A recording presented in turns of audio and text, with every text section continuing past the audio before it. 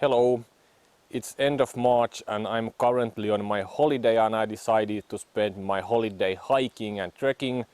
Now I'm in a place called Salpapolku and I decided that there should be some history lessons here. Now Salpapolku is following the Finnish defense line called Salpalinja, and if you don't know what Salpalinja is one of the most heavily fortified positions in Europe from the Second World War. Is also one of the largest, as this is 1,200 kilometers long.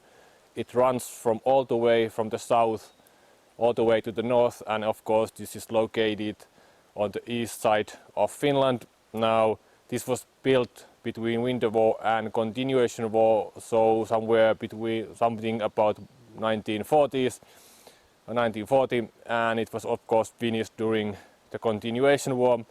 What is quite amazing about this place that this was never actually used in any kind of combat, so everything that you see is in really good condition, especially those structures that are built from concrete and from rock. Now the path itself is 55 kilometers long, and the recommended time using for hiking this path is 3 to 5 days. Of course 3 days would be quite minimum, 5 days would be recommended. Of course it depends how much you want to see the actual fortifications. The path itself is quite easy, it's well marked, and it's mostly following small roads, farming and forest roads. There's some path with really little, and there's basically really little hills, so there's not that much climbing, so it's really easy hiking, and there are quite a lot of fireplaces and there's good accessibility to water and well outhouses and whatnot. Now, so what are you expected to see in this kind of hiking path? Of course is the military fortifications, and there's a lot of those. Some of those of course are quite well hidden, but if you take the original official brochure for the Salpapolku, they are clearly marked, or at least the most interesting ones are clearly marked. Now there's quite a lot of bunkers, there's barracks, there's anti-tank obstacles, trenches, pillboxes, machine gun nests and anti-tank gun positions. So quite a lot of stuff to see, especially if you are into military history and you are interested in this kind of stuff.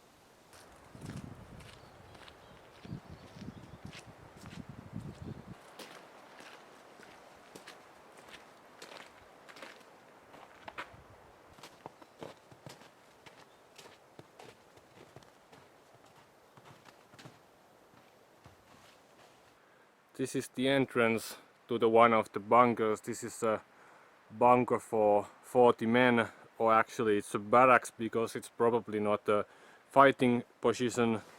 And let's go inside and see how this looks. It's number 237, and there is a steel door, and there is a really nifty echo effect here. We have another steel door, and we have some ventilation in the corner, and I don't know what this is. This is probably some kind of hole in the wall. And here we have the sleeping quarters, of course. Seems quite comfortable. There's concrete everywhere, but it is surprisingly good condition, as this is something like 80 years old now. The echo is really spooky, but we have ventilation pipes running. Paint is a little bit chipping off, but otherwise this barracks could be ready for use anytime, it seems.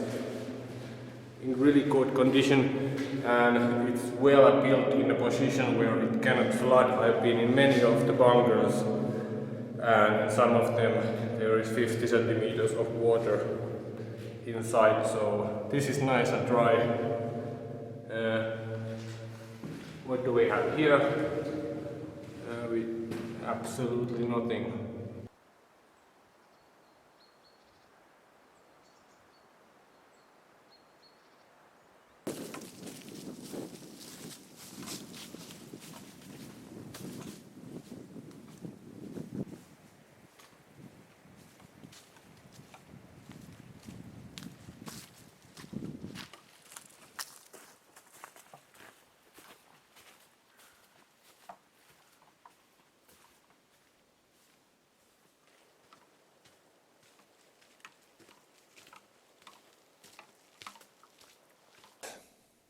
This thing behind me is the tank barricade or tank blockade that is running along the whole Salpalinja.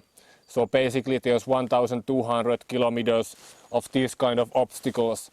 It's approximately maybe 10 or 15 meters wide, and it consists of these approximately 1 meter high stones, maybe weigh 1,000 kilos or a little bit more.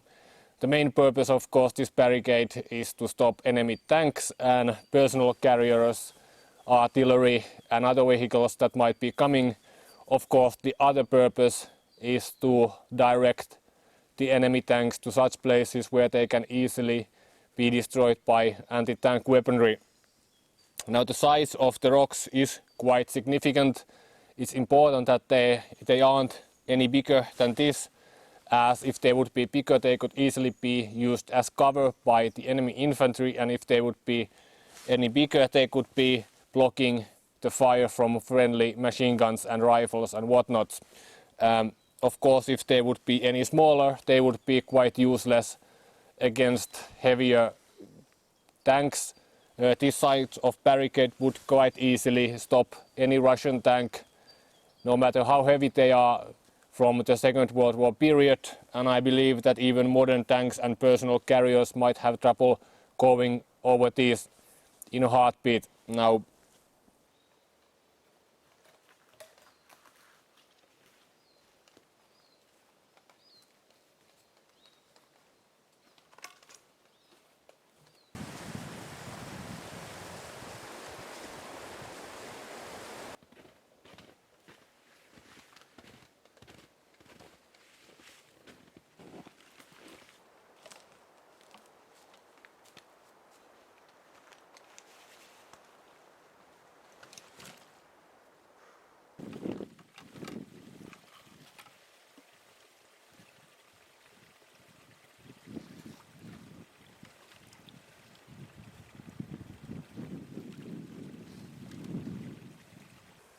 so it's the second evening of the trip, and I have to say that I'm quite pleased how this path has been marked.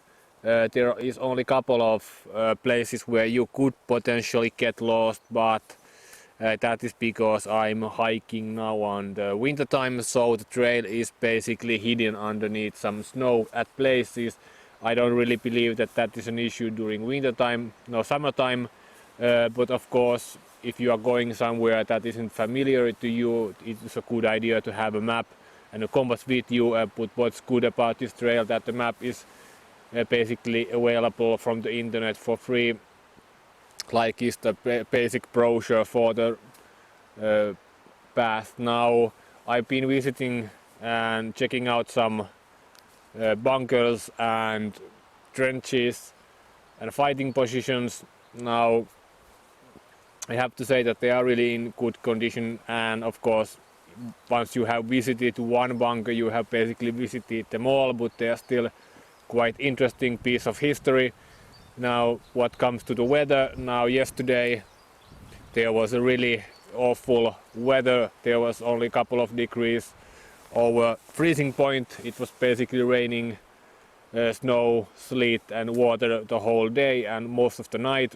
So today it's been something like +7, which is quite nice, and the next 2 days have been forecasted to be really nice temperatures, but there is still going to be really really low temperatures during the night, as this is still late March, so they say something like -8 degrees Celsius is expected for the next night.